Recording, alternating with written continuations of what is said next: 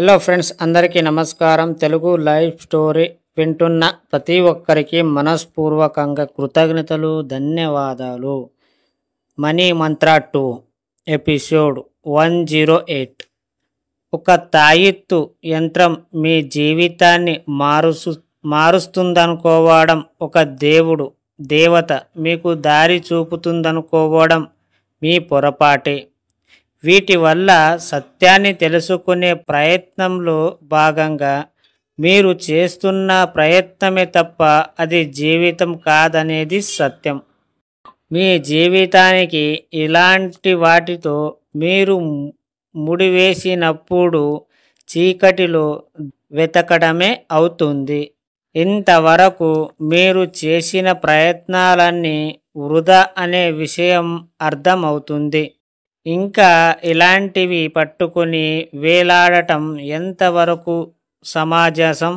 వీటన్నిటినీ పక్కన పెట్టి కొత్త దారిలో ప్రయాణం చేయండి. అంత చీకటిగా ఉందా?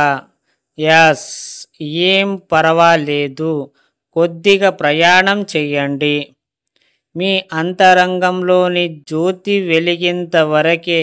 వెలిగిన మరుక్షణం దారంతా వెలుతురే. ఈ కొత్త దారిలో అంతా డబ్బు, సంపద, ఐశ్వర్యమే.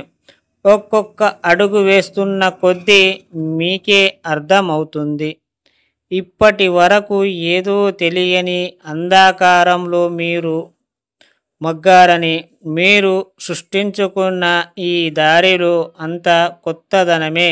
మీరే మహారాజుగా అన్నిటినీ శాసించవచ్చు. మీకు కావాల్సినవి సృష్టించుకోవచ్చు.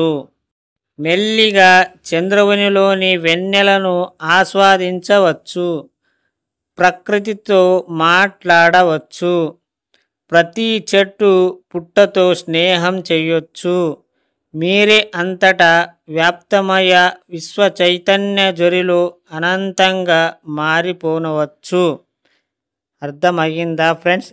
మీరు ఎక్కువ మూఢనమ్మకం పెట్టుకోవద్దు. నీ మీద నువ్వే నమ్మకం పెట్టుకోవాలి. ఎందుకంటే నువ్వు చేస్తేనే అవుతుంది. నువ్వు ప్రయత్నం చేస్తేనే అవుతుంది. నువ్వు ఏదైతే వింటావో, నువ్వు ఏదైతే చెయ్యాలనుకుంటావో దాన్ని ప్రయత్నిస్తేనే నువ్వు ఏదైనా కోరుకోగలవు. సింపుల్. నీకేం కావాలో దాన్ని పదే పదే గుర్తు చేయడం. సో నీవు గుర్తు ఎంతవరకు చేస్తావో అంతవరకు తొందరలోనే నీ దగ్గరికి రావడం జరుగుతుంది. నీకు ఏదైనా ఒక సమస్య వచ్చినప్పుడు ఎక్కువ శాతం మంత్రం, తంత్రం, దేవుడి దగ్గరికి వెళ్ళినప్పుడు ఒక కోరిక అయితే మంచిగా అంటారు, కాకపోతే చెడు అంటారు. సో ఎందుకంటే టైం వేస్ట్ అని. ఎంతవరకు నమ్మాలో అంతవరకే నమ్మి మీ మీద ఎక్కువ నమ్మకం పెట్టుకొని మీరు అనుకున్నది సాధించిన తర్వాత ఆటోమేటిక్ అవన్నీ వస్తాయి. ఎక్కడ కూడా టైం వృధా చేసుకోకండి. ఒక తాయెత్తు యంత్రం మీ జీవితాన్ని మారుస్తుంది అనుకోవడం తప్పు నిజంగా. ఎందుకంటే ఒక ఎగ్జాంపుల్గా తీసుకుంటే ఒక గురువు అందరినీ చూస్తారు. సో అందరికీ మంచి జరగాలని కోరుకుంటారు. ఒకవేళ అతను చెప్పిన ప్రతి ఒక్కటి అవుతుంటే అతను దేవుడికి మించిన గొప్పవాడు అవుతాడు. ఎందుకంటే అతను అన్నది ప్రతి మాట జరుగుతుంది అంటే ఫస్ట్ అతను మారిపోతాడు. సో అందరికీ ఒక జీవితం మార్చే విధంగా అతను చెప్తున్నాడు అంటే ఫస్ట్ అతని జీవితమే మార్చుకుంటాడు. సో ఇది ఎగ్జాంపుల్. అర్థమయ్యింది అనుకుంటా. పూర్తిగా విన్న ప్రతి ఒక్కరికి థ్యాంక్ యూ సో మచ్.